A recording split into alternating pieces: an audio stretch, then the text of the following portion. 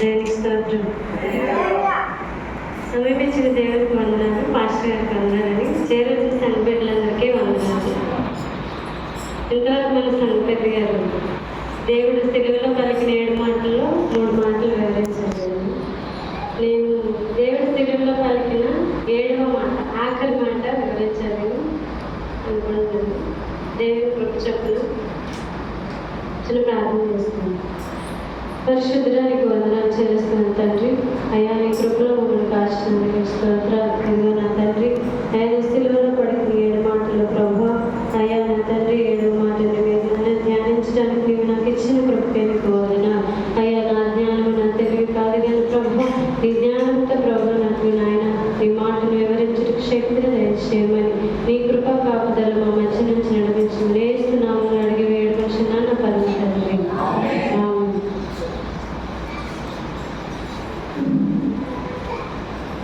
దేవుడు సిలువలో పలికిన యేసు సిలువలో పలికిన 7వ మాట, ఆఖరి మాట చదువుకుందామండి.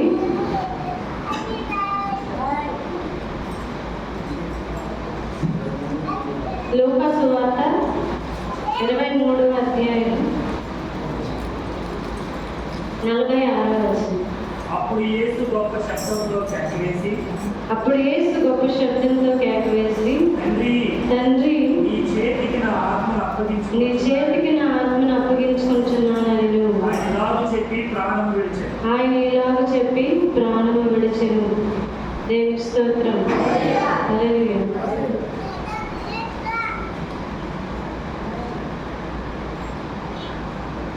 యేసు ఈ మాట సిలువలో పడిన ఆఖరి మాట. దేవుడు తన స్వరంతో ఎంతవరకు ఎంతో వేదన అనుభవించాడు. సిలువను మోసి 7 మాటలు పలికి 6 మాటలు పలికి మనం చేసిన దోషములను క్షమించమని తండ్రితో మనం చేసుకున్న తర్వాత తను ఇంతవరకు నేను తండ్రి ఎంతో వేదన అనుభవించాను. సిలువను మోసుకొని కల్వరిగిరిలో ఆయన సిలువ వేసిన తర్వాత ప్రాణం విడిచే ముందు గొప్ప శబ్దంతో గట్టిగా కేక వేశారు, తండ్రి నీ చేతికి నా ఆత్మను అప్పగించుకుంటున్నాను. ఇదిగో మనుషులు ఎవరో దేవుని తండ్రి ప్రాణంలో తీయలేదు. ఎందుకంటే మనకు అంత అర్హత లేదు. ఆయన పరిశుద్ధుడైన దేవుని కుమారుడు కనుక తండ్రి నీవు మాత్రమే నా ప్రాణాన్ని నీ సన్నిధి చేర్చుకోగలవు, నీవు మాత్రమే నా ప్రాణాన్ని తీసుకోగలవు కనుక నా ఆత్మను నీ చేతికి అప్పగించుకుంటున్నానని తన వేదనంతా తండ్రికి వినిపించేలాగా గొప్ప శబ్దంతో గట్టిగా కేక వేసి, తండ్రి నా ఆత్మని చేతికి అప్పగించుకుంటున్నాను, నన్ను నీ సన్నిధిలో చేర్చుకో, నా ఆత్మని నీ సన్నిధికి చేర్చుకోండి అని చెప్పి దేవునికి అప్పగించుకున్నారండి. ఆయన ప్రాణాన్ని మనం ఎవరికి తీయలేదు, మనుషులు ఎవరు తీయలేదు. మనుషులు అలా అనుకున్నారు. అలాంటి ఇశ్రాయేలు జనాంగం దేవుని మనం శ్రమ పెడుతున్నాము, ఆయన మేము చంపుతున్నాము, యేసుని సిలువేయని కేకలు వేసి ఆయన చంపేద్దామని చెప్పి ప్లాన్ చేసినప్పుడు కూడా దేవుడు ఆయన అనుకున్నాడు, నేను ఈ లోకంలో ఉన్న పాపముల కొరకు ఆయన మనుషులందరి పాపములను క్షమించడం కొరకు మీ కొరకు ఈ లోకానికి వచ్చిన్నాను, పాపములు క్షమించడం కొరకు ఈ లోకానికి వచ్చిన్నాను. మీ వారందరూ మేమే ఆయన ప్రాణాన్ని తీసుకున్నాం, మేమే సిలువకి అప్పగించుకున్నాం, మేమే ఆయన్ని హింసిస్తున్నామని భ్రమపడుతున్నారు కానీ దేవుడు ఆయన ప్రాణాన్ని మాత్రం మనుషులు మనం తీయలేము. ఎందుకంటే ఆయన పరిశుద్ధుడైన దేవుని కుమారుడు కనుక ఆయన తన ఆత్మను దేవునికి అప్పగించుకున్నాడు. ఆయన చనిపోయాడని మనం ఏనాడు బాధపడకూడదు. ఎందుకంటే ఆయన ఈ లోకానికి మన పాపాల నిమిత్తం మన పాపాలను క్షమించడం కొరకు మాత్రమే ఈ లోకానికి వచ్చినాడు. లోక పాపాలను మోసుకొని దేవుడి గుర్రపిల్లగా మాత్రమే ఈ లోకానికి వచ్చినాడు. దేవుడు పరిశుద్ధుడైన దేవుడు మన కొరకు మరణ శాసనాన్ని రచించాడు. ఆది కాలంలోనే మరణ శాసనాన్ని రచించిన వాడే తిరిగి ఆ మరణ శాసనం కొరకు ఆయనే మరణించాలని చెప్పి హెబ్రీ పత్రిక ఒకసారి చూద్దామండి. హెబ్రీ పత్రిక 9వ అధ్యాయం 16-17 వస్తుంది.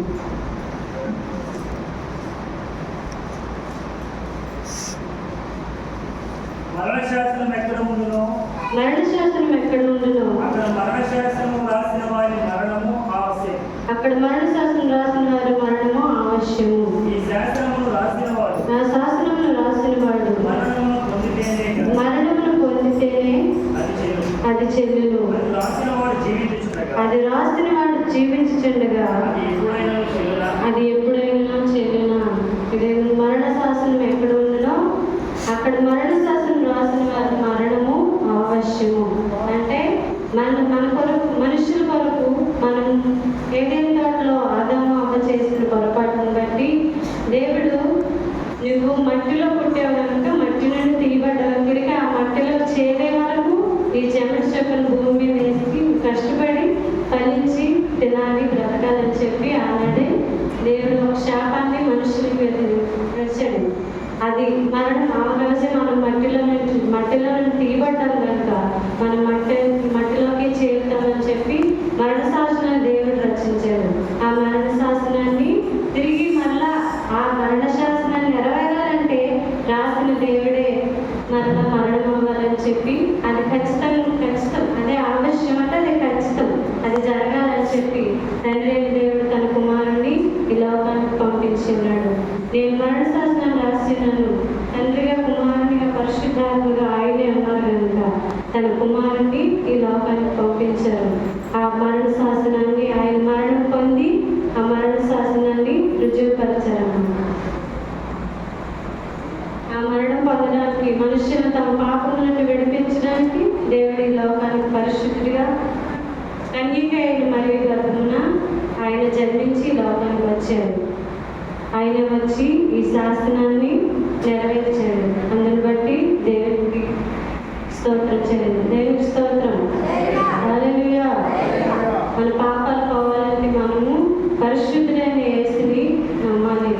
ఆయన మరణాన్ని మనము నిజమని మన కొరకే ఆయన వచ్చాడు. ఆయన మరణం వల్ల మన పాపములు క్షమించబడ్డాయి, మన శాపాలు పోగొట్టబడ్డాయి, మన దోషాలన్నీ పరిగణించబడ్డాయి అని చెప్పి నమ్మి ఏ రోజైతే దేవుని సన్నిధిలో మన తప్పిదములు మన పాపములు ఒప్పుకొని విడిచిపెట్టి ఆయన సన్నిధిలో నిజంగా ఆయన స్తుతించేవారుగా ఆరాధించేవారుగా ఏ రోజైతే మనం ఉంటామో ఆ రోజునే దేవుని మరణాన్ని మనము రుజువుపరిచిన వారుగా ఉంటాం. ఆయన మరణానికి ఒక అర్థాన్ని కల్పించిన వారుగా మనం ఉంటాం. ఎంతవరకు ఎప్పుడు ప్రతిరోజు సన్నిధికి వస్తున్నాం. దేవుడి గురించి మనకు తెలుసులే, ఆయన చెప్పే మాటలు ఎప్పుడు మాకు తెలుస్తున్నవే, మీరు చెప్పేది మేము వింటామా అని చెప్పి పాస్టర్ గారు చెప్పే వాక్యాన్ని మనం పెడుతున్నామేమో, మనకు నచ్చినట్టుగా మనకి తోచిన విధంగా మన జీవితాన్ని మనం గడుపుతున్నామేమో. అలాంటప్పుడు మనం అలా బ్రతికితే దేవుని మరణానికి మనం ఏమైనా విధించిన వారంగా ఉన్నామా? దేవుడు మన కొరకు వచ్చి ఎన్నో శ్రమలు అనుభవించి ఆయన మరణించి తిరిగి లేచినప్పటికీ కూడా ఈ రోజున ఆయన మరణాన్ని మనం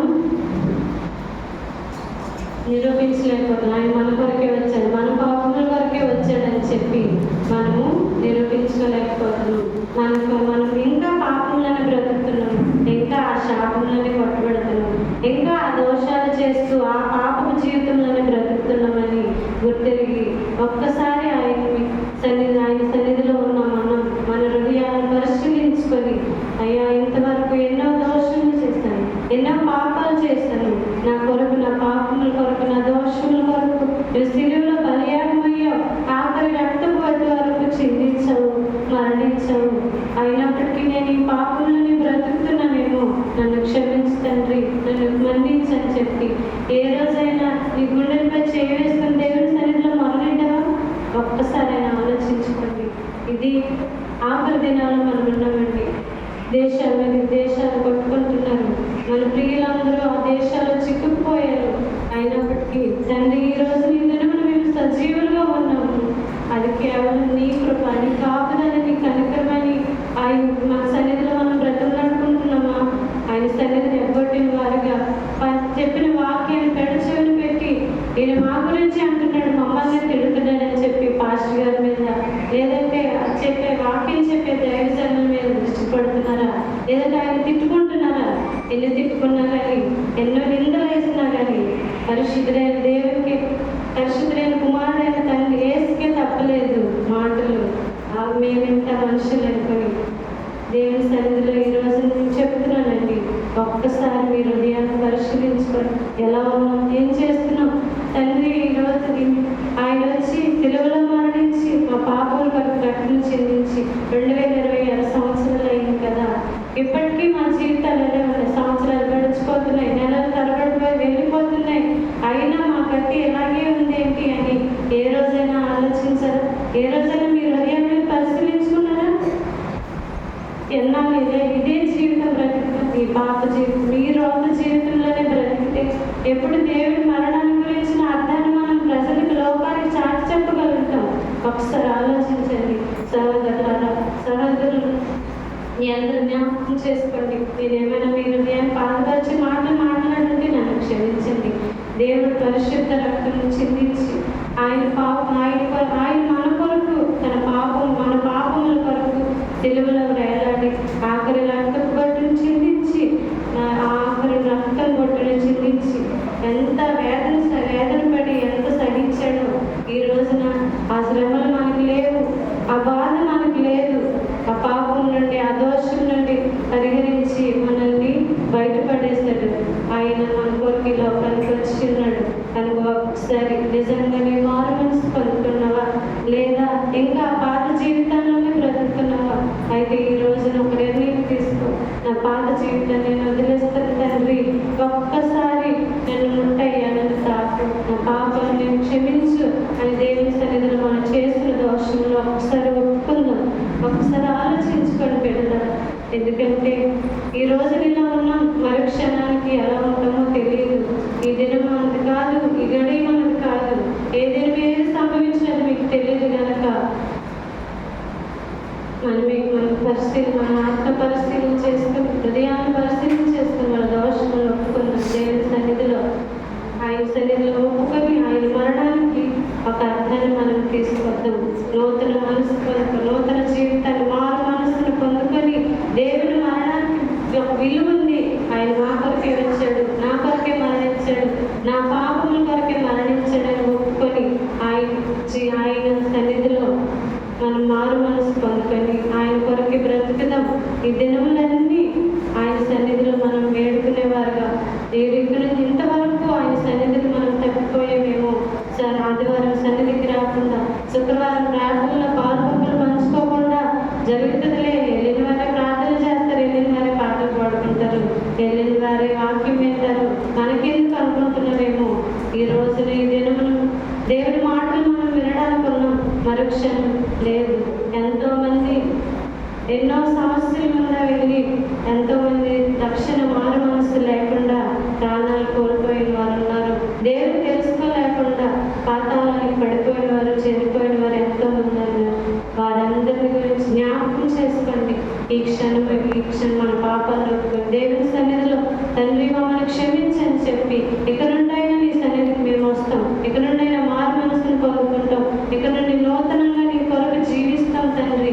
నీ మాట నీ ఎదుటి వారికి మేము బోధించేవారుగా, నీ సువార్తను ప్రకటించేవారుగా మమ్మల్ని మార్చని దేవుని సన్నిధిలో ఈ రోజున మనం ఒక తీర్మానం తీసుకుందాం. ఈ చిన్న వాక్యములు దేవుని మనం ఇక్కడ ఫలింపు చేయగా, దేవుడు మీ అందరూ దీవించుగా.